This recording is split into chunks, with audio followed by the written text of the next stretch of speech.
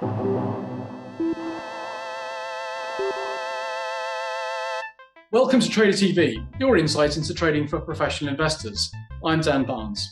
Today we're going to give an update on Central and Eastern Europe and how trading conditions are looking for the second half of this year. Joining me for this is Cathy Gibson, Global Head of Trading at Asset Manager 91. Cathy, welcome back to the show. Dan, delighted to be here. Thanks so much for giving us an update on Central and Eastern Europe. In terms of trading conditions, how are we looking in terms of volatility, volumes, etc.? In the CEE region, in terms of bonds, liquidity is really good.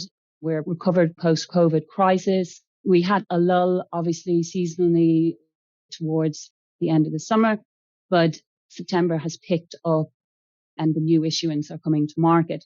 The amount of issuance we have, it's kind of doubled in that space in the last 5-year period, as have spreads compressed significantly in that same time frame. So I'm kind of pleased to say that from a liquidity point of view, at the moment, we don't seem to have any problems. That's fantastic. Very good to hear. And are there any differences between the rates and the credit market in terms of the liquidity picture? Rates in general terms will always be much more liquid and much more commoditized, particularly in the European sector, than corporate debt, where you can have some pretty idiosyncratic names and they can still be very challenging to trade. And the banks, traditional liquidity providers, have less appetite around those.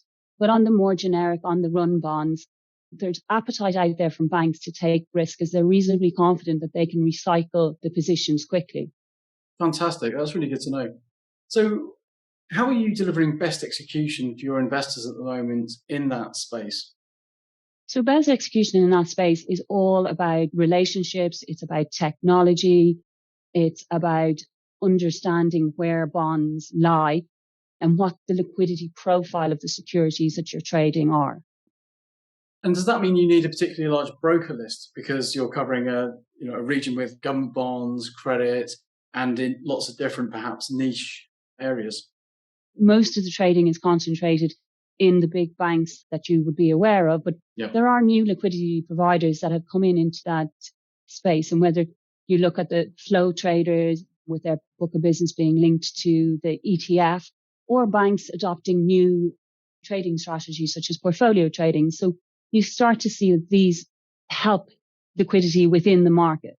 What might be the risks to liquidity and best execution looking forward for the second half of this year?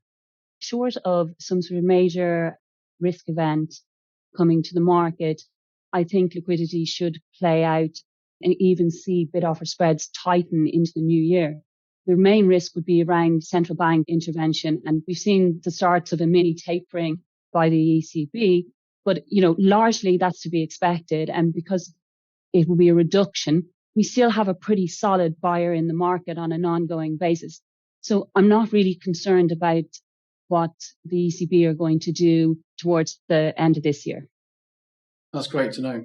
And then in terms of the trading protocols and the new liquidity providers out there, are you engaging with those primarily as sort of direct dealer relationships, or are you using the electronic trading platforms? Predominantly, we're still using the electronic trading platforms. We've explored the advantages of direct connectivity, and I definitely see its uses in the more commoditized asset types such as futures and FX. But really, if you're looking at the more traditional credit markets, I think the venues still have their place to play. That's great. Cathy, thank you so much. Thank you, Dan. I'd like to thank Cathy for her insights today, and of course you for watching. To catch up on our other shows or to subscribe to our newsletter, go to tradertv.net.